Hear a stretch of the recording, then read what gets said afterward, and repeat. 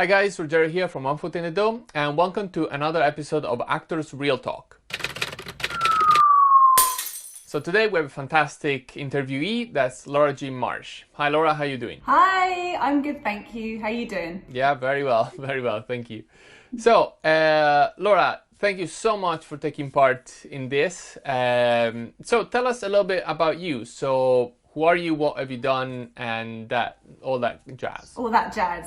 Well, my name is Laura Jean Marsh. I'm originally from the West Country, but I did move to London when I was 17 to start a band. So I actually started out in music and quickly, sort of after a few years of touring and performing in this band that was my life, I started getting cast in comedy TV shows, films, and I realised very quickly that I wanted to be, in the film and TV world. I wanted to act. I completely, what everyone calls it, the bug. I definitely got the bug.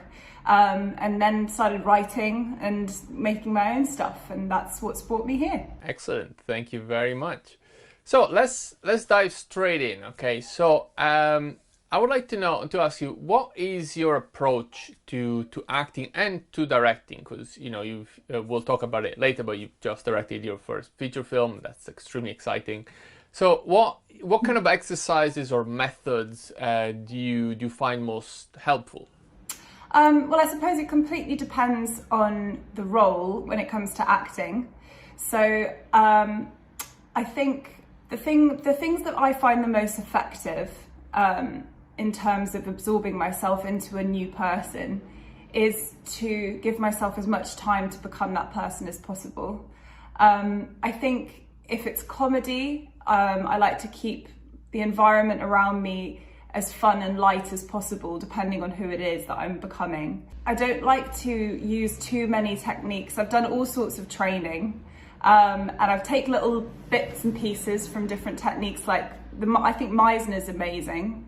But I think for me, the way that I like to execute feeling completely absorbed by something is to do as much research on the character as possible, to look at the scenes, to make sure that you're not being selfish, look at what everyone else is doing in the scenes, and trust yourself. If you've done your research, you will be able to execute it. You will be able to become that person. So just making everything feel natural and completely organic in the moment. And what I like to do I am actually moving more into directing now. So I've just directed my first feature film, Giddy Stratospheres, and that is set in the mid-noughties sort of indie rock scene, which I was a part of, as I said before, when I was in my band.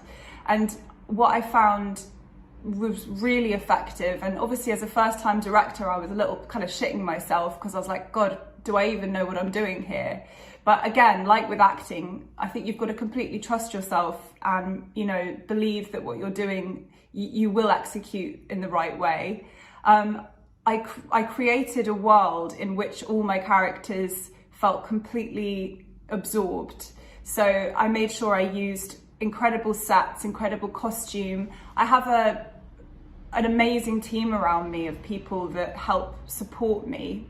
So everything from costume, everything from makeup, I made everyone, I was so anal about executing this environment in this world. So when people walked onto set and they got themselves into their costume, it was almost impossible not to take on their characters, because it really did feel like we'd gone back in time. And I learned that actually quite early on in my acting career. I was lucky enough to be cast in a really small role in a Ron Howard film. And it was really cool. It was Rush, which was like a Formula One film. And I was working... Oh, I was in Rush. Have you seen it? I was in Rush as an extra. That's crazy. What were you doing? Oh, I was, the conference. I was with Chris Hemsworth when he's looking at the conference from the side door, and I was literally right in front of him. I was even in the trailer. That's so weird. What a weird coincidence. Well, I was playing one of Chris Hemsworth's dolly birds in when he's getting off the helicopter. So that's a really weird coincidence, isn't it, mate? Very strange. It's a very small industry, isn't it? It is a very small industry, that's very true. But what I found about that set, and I don't know if you agree, is just, I remember, you know, the attention, and I've always been a fan of his anyway, but the attention to detail on just, you know, it felt like you were just completely in that world as soon as you walked onto set. And I really wanted to create that with my film. Everything, like, everyone just was blown, well, I hope so, they said they were blown away by the lengths we went to create this environment which felt like this indie rock, scummy, sort of glamorously disgusting club. And everybody, you know, I felt support from everyone, everybody felt support from me. And I think because I want to, moving forward, I'm making music videos now as well, and I'm pitching for a TV series, and they're all quite, you know, I'm really going to town on creating like some magic universes for each project. And yeah, I think it's like, I think you should really go to town on those things. Like, attention to detail to me is so important. So my costume designer, Aaron Francis Walker, is just absolutely incredible when it comes to transforming people. And I really like to do a lot of prep. I've learned, you know, you're amazing at prep actually. When it comes to honesty, you really like, you know, you don't do things by halves, do you, mate? No, I try not to, at least. Yeah, so that's inspiring, you know, having other people that are creative and talented like yourself. I've learned a lot of things from, you know, just being an actor for years. I think that, I don't know if you agree, I know that you've done quite a bit of acting, but I think being an actor, actors do make good directors, because you've seen and done it so many times, you've seen things work, you've seen other people like get things wrong, and as long as you're switched on and as long as you're in the moment, I think as a director, I feel very comfortable in that role, and I can sort of instinctually feel if something feels right or wrong. Yeah, I personally believe that is some degree of acting training, the more the better, is fundamental for directors. And it's unfortunate that, as far as I've heard, not many film schools take that seriously. Like, they have maybe courses or lessons where they're bringing actors and whatever, but they never really train directors as actors. And it is, I think, fundamental, because it's not just about the visuals at all. In fact, you have other people that take care of the visuals. You should be about everything else. But maybe that's just me. I'm biased. All right, so thank you so much. That was brilliant. So I want to dive in now into, so how do you prepare for an audition or a self-tape? So when you can't build a world around you, but because you have, you know, you have what you have the sides and stuff. So what do you do to prepare for that? Well, actually, I think you can do that. I think for me, I mean, there is some kind of like basic stuff. So I was going to swear. Can I swear? No, I won't. Yeah, swear away. You need basic stuff around you. For let's go with self-tapes first.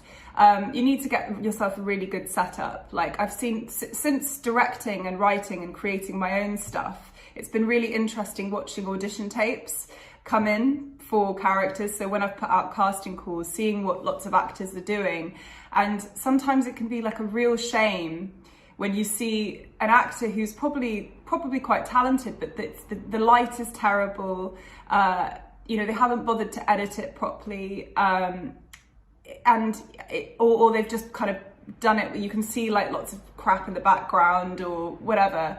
So you need to get yourself a really good setup. It doesn't have to be expensive. You just need like a basic ring light, a stand, a white wall, or, I mean, some people go with that charcoal kind of effect. Personally, I quite like the white. I think it's quite clean. And I always like using natural light. I've been lucky enough to act in lots of really heavy drama and also lots of comedy. And arguably, I would say I've probably been more successful in comedy than I have in drama, even though I love doing drama. And I think being funny, I mean, I don't know if I am funny, but I think a lot of being funny is about being in the moment and a bit about being playful, even if the character's serious. like coming from a serious place or going through shit or whatever. When I'm making an audition tape for a comedic character, I still try and keep that kind of light environment, like in terms of, you know, I might that morning, I won't, you know, nerves get the best of everyone, but the most amazing thing about doing an audition tape at home is that you don't have to go to the waiting room, you don't have to take the train, you don't have to have someone yell at you at a bus stop on the way there. You can create this environment which is quite safe, and you know, the luxury of that. I mean, I love doing audition tapes, I much prefer it than doing auditions. Just make sure you've got enough time, make sure you remember what it is that you love about acting. Like, when you have executed a really good role, why is it that that's worked? For me, I think that if I keep a little element of fun in comedy when I'm making the tape, just in how I'm feeling that morning, you know, not taking it too seriously when I'm making each take, you know, having a bit of fun with it, making sure you obviously do your research, but also just enjoying it, because anybody watching an audition tape will feel how if you're nervous. So do what you need to do to stop those nerves. You know, if that means just having a bit of fun, doing a couple of takes and getting it wrong a few times, having a laugh, or you know, just, and then you'll probably find that by the fourth take, it's really you really get it, and it really works. With drama, I think I've played some really heavy characters, and you know, I think you need to really respect those characters when you're making those tapes. So don't be on Instagram, don't be on Twitter the night before, don't be distracted by sort of modern stuff like in between prep. Like, make sure you really respect the person that you are, you know, you are becoming. I don't like to think, you know, about things that have happened to me when I was a child that might bring it out of me. I like to kind of really become that person. I mean, I think for self-tapes, you've got that luxury of just creating the environment that you need to execute the character. Now, the thing about auditions is you don't know, auditions are a nightmare. Like, sometimes I've had a really, really, really bad auditions. I don't know if when you were acting, you have ever had any bad auditions, Ruggero? Oh yeah, absolutely. Any that spring to mind? I've removed from my memories most of them, but it's just, you know how it is, that feeling where you are in the room, you're doing your best, and you can feel that they don't care, that that is not what they want, that it's just a waste of your time, and it's just, and you're fighting against the quicksand to try and make a good impression anyway, but you know it's not working. You already know, you feel it, and it's like, this is so bad. Yeah, this is so bad. And I think that half the time it's a projection. So I actually listened to I watched your other interview with Niall, and there's something that he said, you know, half the time you don't know what's going on behind the scenes. They might, you know, you might not get the role, and then find out that the whole episode of that series was cut, you know, or the character was cut. And it's still, you know, auditions, I think I finally just about, I have enough experience now to know how to do my best. And I like to still try and create that feeling of being at home when I go to an audition, because that works for me. And it's not easy, but, you know, for example, don't go on Instagram, don't go on Twitter, don't go on social media and be like, you know, that morning you've got that audition, really do respect the character, respect the project, you know, on your way there. I mean, I personally need to hammer lines like no one's business. So if my brain goes somewhere else for an hour before I've got the audition, I haven't been living in it, and I haven't been really like feeling like, you know, I need to really absorb myself into it right until I walk into the front, you know, into the door of the casting studio. And the other thing is, I think that has really helped me, and it's really, really hard at first when you're younger to understand this, but don't go to an audition to get the job. I know that sounds crazy, but every time you go to an audition, you learn something. Every time you go to an audition, it becomes a little bit, I mean, you can get haunted by certain experiences. I mean, I've had auditions where I've completely forgotten the lines, and it's been like a nightmare. But looking back on it, I I mean, I could write a comedy sketch about that. I could remember, like, it's not the end of the world. You know, every job isn't the most important thing in the world. You know, you learn from that. Also, putting yourself in front of a room full of strangers who are judging you is going to make you a better actor if you do it more often. And the other thing is that so many of my actor friends absolutely hate auditions because they just feel like casting directors, if you walk into a room and there's a casting director there's a guy with a camera, and then there's a panel of dudes sitting there with pieces of paper and writing notes, it's pretty nerve-wracking if you think about it like they're the enemy. But if you think about it like they're a bunch of people, humans, creative people, who are just trying to get a job done, then it's so much easier. So you go and you say hi, be yourself. Don't feel like you have to do any weird like mind games or or ask them embarrassing questions or do anything odd. Just be totally in the moment, be yourself, because 50% of people getting booked for something is that they are talented and they're good and they execute the character properly. And the other half is that if they seem easy to work with or if they've got a good reputation, a director, even if you do the most amazing performance or whoever's making the decisions, if they're in the room and you seem like you're going to be odd or difficult on set or anything like that, they might not choose you for that reason. So just be chill and just be yourself. That's another thing. And also, if you do a bad audition, don't, you know, if you think it was bad, just learn from it and just see each audition as a step towards becoming a better actor. And you'll probably find that you're more likely to get cast in things more often when you treat it as an experience in its own right, rather than this opportunity to become a superstar. Absolutely, I couldn't agree more. Yeah, I couldn't agree more. That was absolutely spot on. Thank you very much for sharing that. Okay, can you talk now about a specific instance when you learned something when you were maybe on a specific set? It could be as an actress or as a director, like a specific episode that where you learned something useful, where you noticed something useful. Yeah, I've learned quite. I mean, obviously there's probably quite a lot, and I like to bang on, so I won't go on too much. I did learn from you on honesty, actually, when we were doing the promo video for Honesty last year with Apple, because I'm working with Ruggero, everyone, on a show called #Honesty, and my character Apple is definitely comedy relief, and a real dream to play because she's completely bananas and very extreme. And I think because some of the other characters in Honesty are more subtle, I think I was concerned that you wouldn't want me to push her too far. And I remember once when we did the promo video, you said, don't be afraid to go really, really far with her. Push it really, really far. And obviously, like, from an actor's point of view, a comedy actress's point of view, that was just like the nicest thing to hear ever.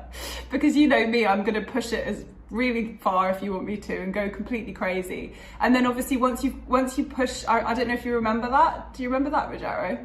I do, absolutely. And you said that to me, and I felt like because you allowed me to do that, I felt like this massive relief, and I actually felt far more like her when I pushed it really far and went really big with it, and it was really silly. And I wanted to laugh, like the great thing about comedy is if you feel like you want to laugh when you're performing, half the time the audience are going to laugh because that's the relief in comedy. It's like, it's like when you watch bloopers and outtakes of your favorite shows.